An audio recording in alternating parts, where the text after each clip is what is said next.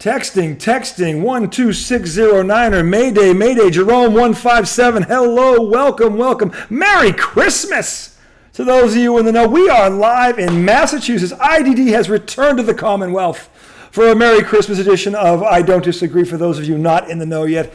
I am the highly questionable one, Arjun Miliaccio, and I have a special guest today. It is my privilege, nay, the pleasure. This man, I tell you, this is Mr. Ian. My forehand is deadlier than my backhand, and my backhand is not to be trifled with. Skinner. He and I have been 30 years now. 30 years. 30 years he's been putting up with me. This man's going, if there's a heaven, son, he'll be in it. College dorm. College dorm is where it all started, and look where we are today. Bulls Blazers in the NBA playoffs, and from there it just went right off the rails. Anyway, we are here. Merry Christmas, brother. It is so good to have you on the show. An honor to be here. And we are going to, see, this is the thing. And I had made a promise a long time ago that we were going to eventually do this, and I'm so glad I got to do this because he is someone who has been angry about teams and loving them probably as long as I have, maybe a little longer. And he shares the same passion I do for our Boston sports team. So who better than to have a son of the people, someone who's got the pulse of Patriot, Celtic, Bruins, Red Sox Nation in the house. And actually, we're in his house. This is the bar. Okay, downstairs. So trust me, this man's a sports fan and a real one. And so we're going to talk. I'm going to do three segments tonight. Not too long, about 20 minutes each. We're going to break down the Patriots. Oh baby. So much to unpack there, don't you think? The Boston Celtics, maybe even more. And then we're going to end on a high note because there is some hope in this town, ladies and gentlemen. The Boston Bruins are off to a historic start. We will cover that in segment 3. But we're going to start with the former dynasty. The former team that gave us all hope. The former team, you wake up in the morning and there'd be a sparkle in your left eye because we had Tom Brady and we had the greatest dynasty in the history of the NFL. And it's funny how you always say don't take for granted what you have because once it's gone, you never get. Well, it's gone, ladies and gentlemen. Oh baby, it's over. Is it over? Ian's been to almost as many Patriots games as I have been, and I want to ask you, first question.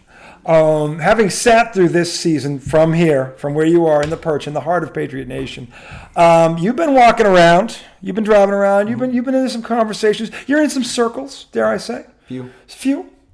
What would you say is the non-censored, because people here, we're here to tell the truth. We want the uncensored truth, not what they want you to hear, no, the truth.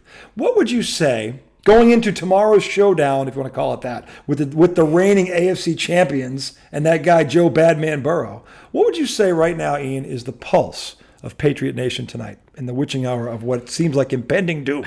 I would say the pulse is a flat line right now for the Patriots. There are no believers at this point. Everyone has jumped off the ship. Is there still a ship? There's a truck, and it's backing up. And you can hear the beeping sound. Beep, beep, beep. Back it up. It's time to think about the draft. It's time to retool, rebuild this season. But Ian, there's over. 3 games to go. 3 losses to go. 3 beatdowns to go. But if they win those 3, or maybe even 2, they might get in the playoffs. Yeah. Nobody wants that. Nobody here wants to see the Patriots in the playoffs. The networks don't want to see the Patriots in the playoffs because they know it's going to be terrible football. It's unwatchable. Okay. Now, one thing I love about him is that he's smarter than I am, and he also has common sense. So I know when my come to Jesus moment happened, it was 3 years ago. You've all heard it ad nauseum. When did you figure out that this thing was over? Because please tell me it was before last. What happened? We'll get into last Sunday in a minute. But when did this dawn on you that It was the Patriots Tennessee playoff game.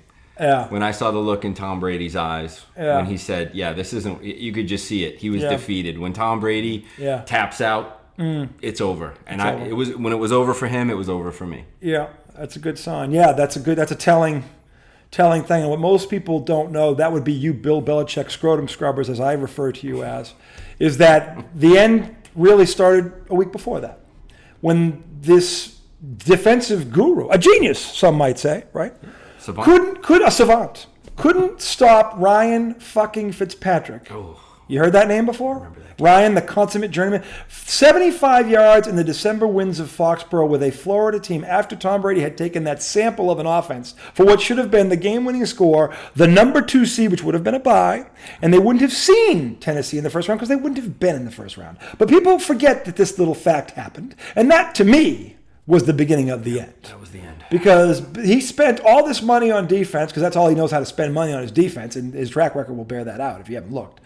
And they couldn't stop Ryan Fitzpatrick from taking a Florida team that usually struggles in December in a cold weather stadium, and they went right down the field on that number 1, number 2 defense. Ryan Fitzpatrick. It wasn't Ryan Fitzpatrick. Scrub.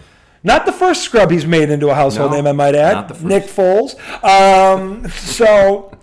So you're saying that the intelligent people around here know it's over, know it's been over, and are just saying, just bring on the draft with 3 games to go. 2 of them are at home. Yeah, I think we've all seen enough of this squad. I've seen enough screen passes. I've seen enough punts. I've seen enough of Mac Jones throwing his hands in the air like he's completely lost his mind. I've seen enough of Matt Patricia, Joe Judge. Oh, I've seen enough. And let's refresh the audience's memory now. Joe Judge is coaching the offensive line.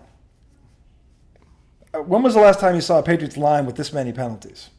That's number 1. Never. People kind of gloss over that because they get to the big stake, Matt Patricia, who, if you look at, and we talked about this off the air because we had dinner before we came down here, and we were talking about how if you look at the 2 teams that these 2 just got fired from, Detroit and the Giants, and while you're go look at those standings, look where those 2 teams are today, and look at where their offenses are versus where they were just a year ago when these 2 guys were calling all the shots.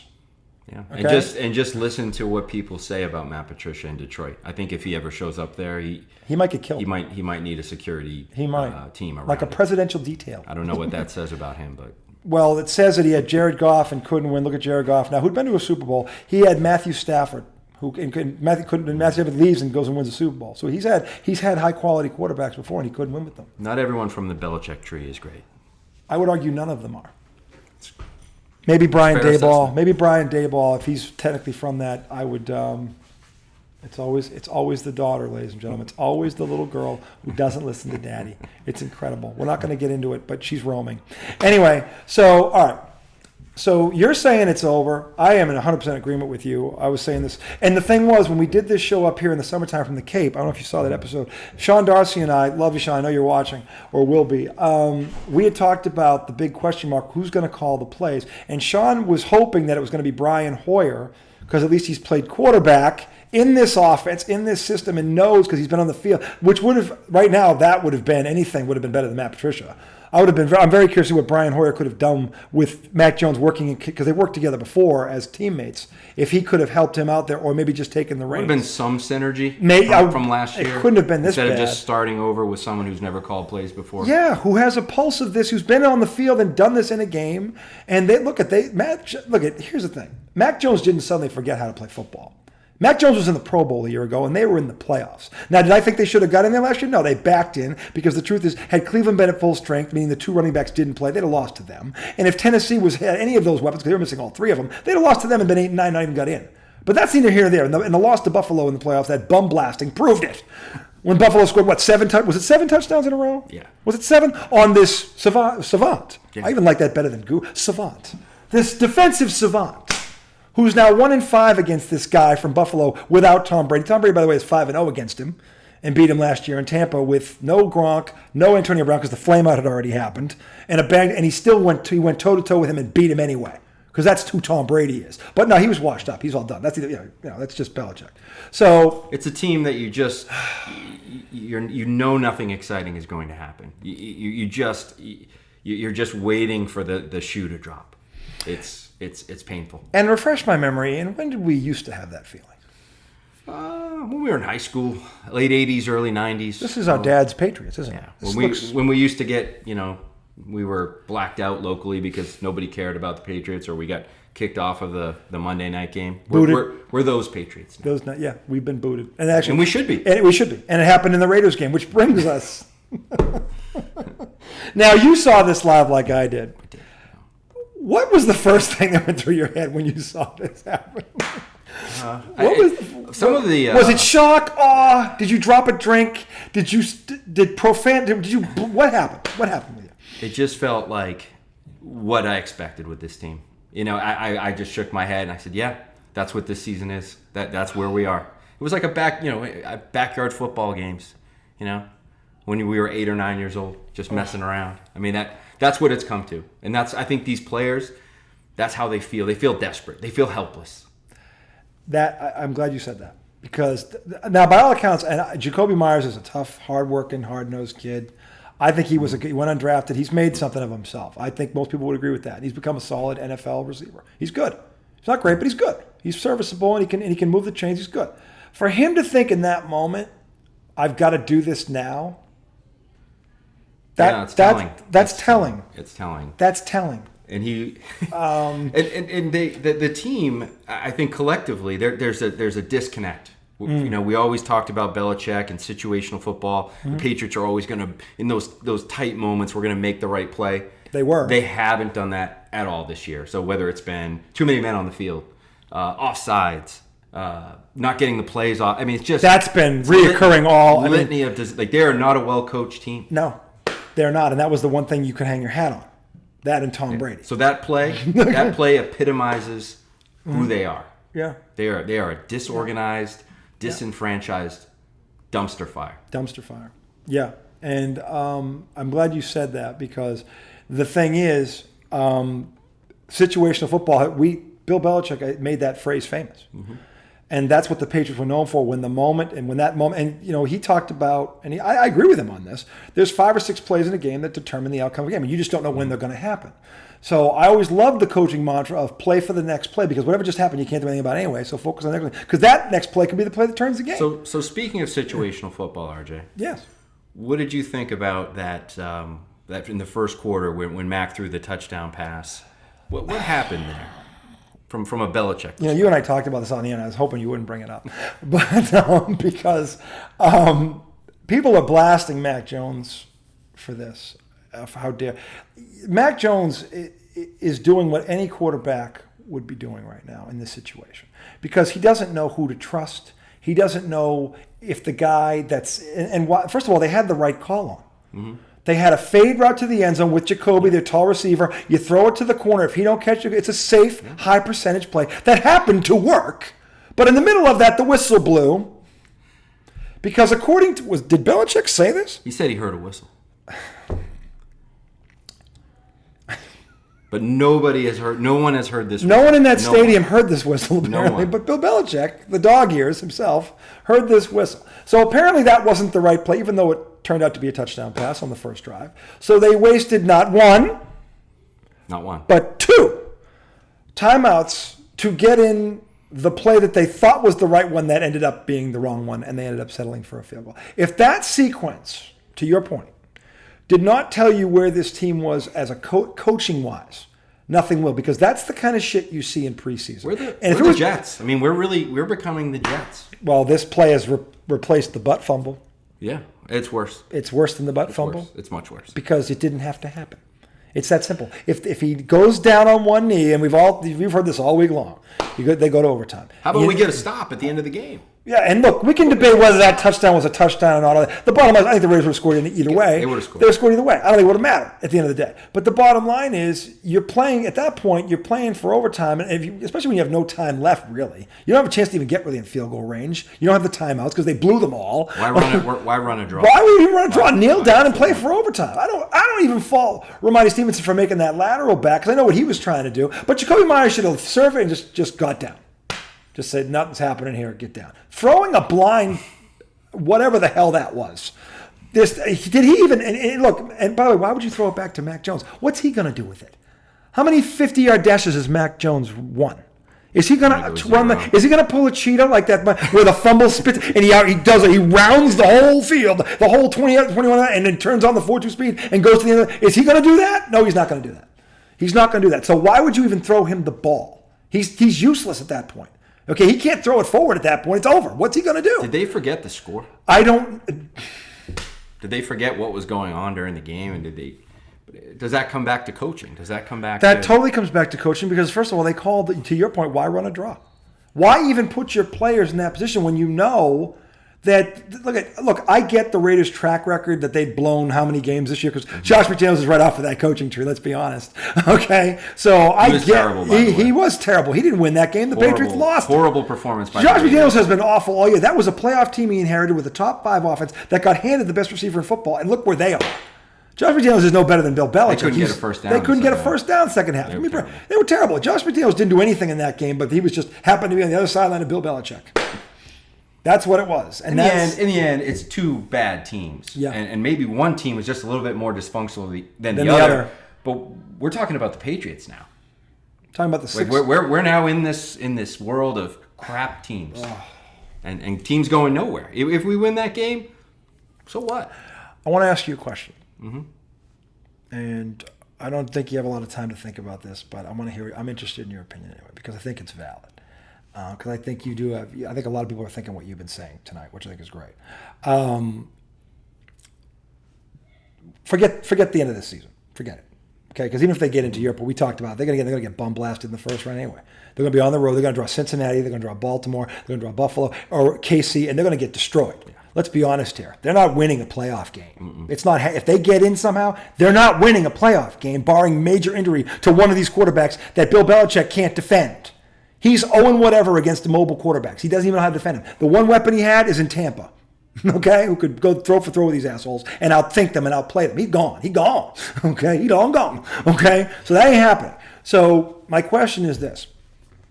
Given what you know and what you've been hearing and who you've been talking with, if Robert Kraft gives Bill Belichick an ultimatum, meaning change your coaching staff or we go in a different direction altogether, how would you be okay with that? I would be 1,000% okay with that. It's time. It's time for Robert Kraft to step in. The power, the ego, unchecked. You see where it goes. Someone with too much power. This is now he's got his son coaching. He's got these two sycophants who will just do whatever his assistant coaches, whatever you want to call them. You just see what this has done to the organization, and it's time for Robert Kraft loves the Patriots. If he loves them as much as it's time for him to step in. It's time for him to check Bill, and if Bill doesn't want to get checked, time to go. Yeah, I don't think I think you give him an ultimatum. Yeah, I agree with that. It's time because I think, look, he was a big part of what happened here. You can't. I'm not denying that, and I still think the man can coach. I'm not thinking. I'm not saying. But the thing is, when someone says to me he's lost his fastball, no, he didn't. He pushed it out the door. It's in Tampa. That was his fastball.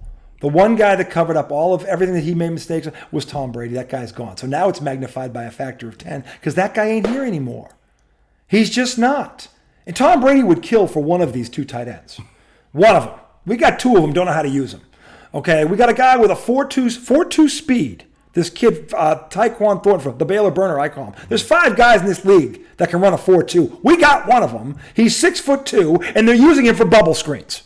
They have talent. Well, they have. This isn't about they don't have talent. They don't know how to use this talent. Ramondre Stevenson is a bull in a china shop. You saw that was no fluke what he did last week. That kid is legit. He's a beast. They've got talent. So Matthew Judon might be defensive player of the year. If this team got in the playoffs, he should win it. They're not going to get it because Matt Patriot is going to coach him out of it, so he's not going to get it, but he should get it. Okay? And then they got another guy, Uche, who's got 10.5 sacks. They got some studs out there. They really do.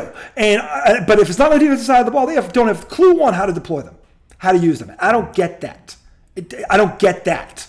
Okay? It's not rocket science to line up in a 2 tight end set when you have a running game and play action pass out of that when you have a quarterback which does that well. He has a strong arm. He can go through his reads. And if you have a run, you can freeze the second level, and you can use these tight ends for what they were meant to do. This Jonnu Smith last year, bubble screen. What was Josh McDaniels thinking with that?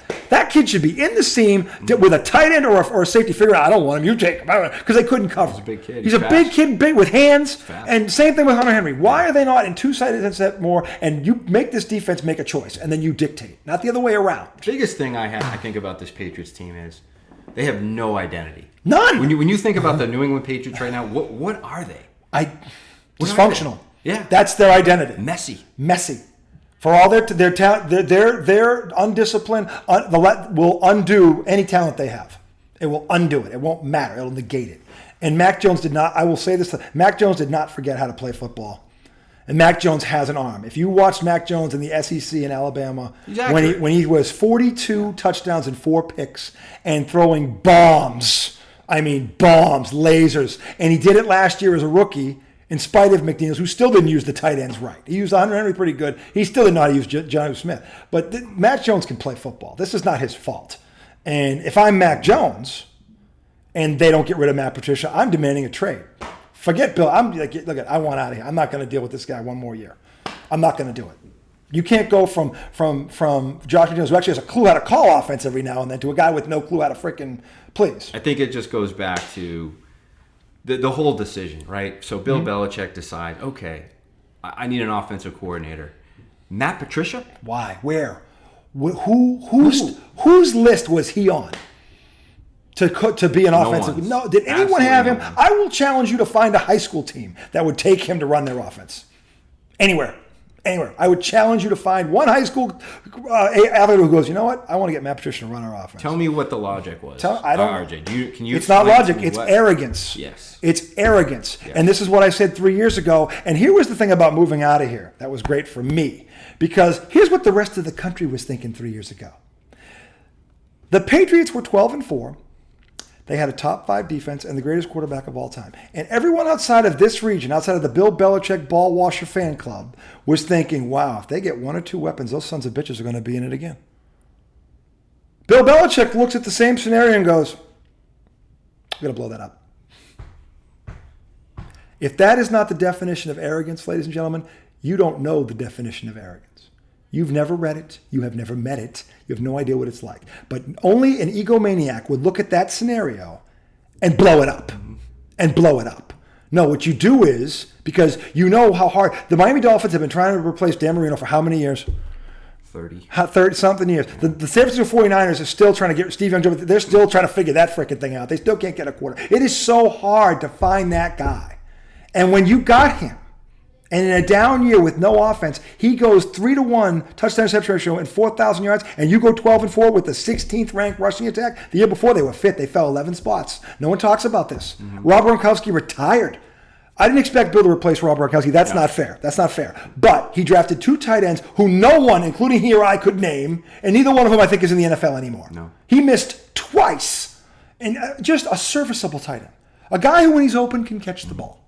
And maybe run block. I don't expect anybody to be Gronk. Gronk's one of a kind. I'm not saying that. And that's not fair to Bill. I'm not going to do that to him. But the bottom line is, he missed on that. Did we draft a first-round receiver, too? What happened to that? You just had to double down, didn't you? Then, pushing my chips. No, that's all right. This is why you're here. Okay. Then, there's the N'Keal Harry mistake. Project, whatever you want to call it. Catastrophe. When DK Metcalf was available, A.J. Brown, no, let's do it. Where are those guys? Oh, yeah, one's in Philadelphia, and now his quarterback's a Pro Bowler. And the other one, the 6'5 monster, this Megatron on steroids, is helping Geno Smith be comeback player of the year. And if either one of them got drafted, I have a feeling Tom Brady never leaves. No.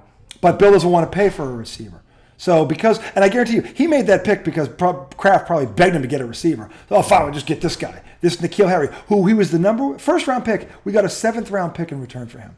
If that doesn't speak to the monumental bust that kid was, you don't know what bust means. You don't know what it means, okay? So all these things have happened, and that's before you get into the $175 million spending spree in 72 hours where he brought in Aguilar, Bourne, Jonnu Smith, and Hunter Henry, not one of which, by the way, has made a single Pro Bowl. And won't. Aguilar is never going to. No, and neither will Kendrick Bourne, and neither will Jonnu Smith, because they'll never figure out how to use him. Aguilar can't catch a ball. Henry had a decent year last year, 9 touchdowns. He wasn't bad, but he's not a Pro Bowler. So $175 million in 3 days, and this is what you come back with. And you wonder why Tom Brady left. What about Devontae Parker? Devontae Parker, who gets hurt taking a shower, which is why Miami let him go. Everybody talked about, the last time he was healthy. Yeah, that was 4 years ago. This is like Chris Sale. It's like, last time he was healthy, he was great. Yeah, we haven't been healthy in 4 years. Okay? So what does that matter? So he goes out and gets him. Meanwhile, he drafts this kid from Baylor who's 6'2" with a 4, and we're using him for bubble screens. If the Patriots were a stock, it would be like this. I mean, they're trending this way. It's not going that way. They're not trending, and that is a roller coaster with no brakes. Okay? You want to look for hope. You want to see a silver lining? There isn't one this year. There really isn't. It's an abject failure. We are going to end this segment on a prediction because tomorrow, I believe, is the day they go splat. Okay.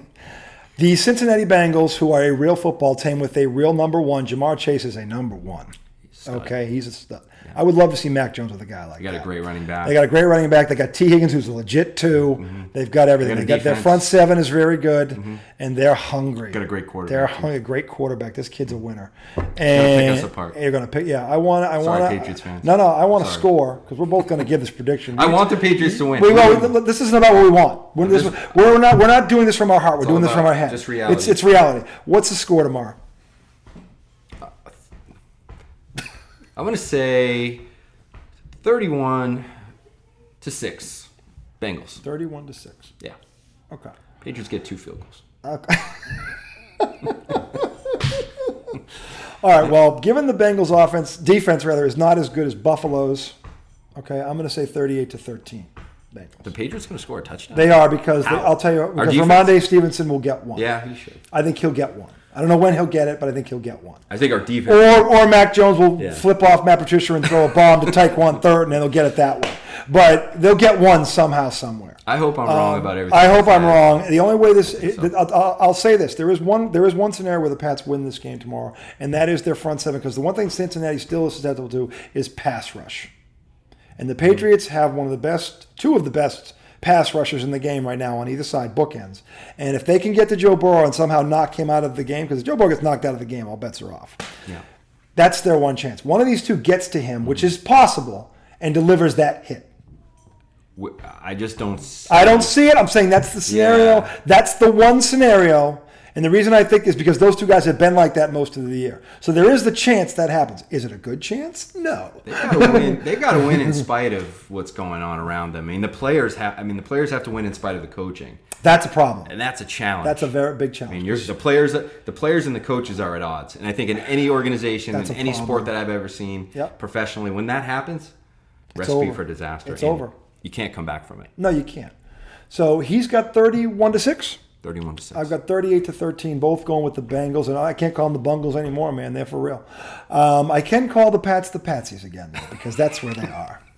We're going to take a break. We're going to come back, segment 2, because we're just getting our blood boiling. You see what he's wearing tonight, folks? Oh, baby. Wait till you hear what Brian Scalabrine said in segment 2.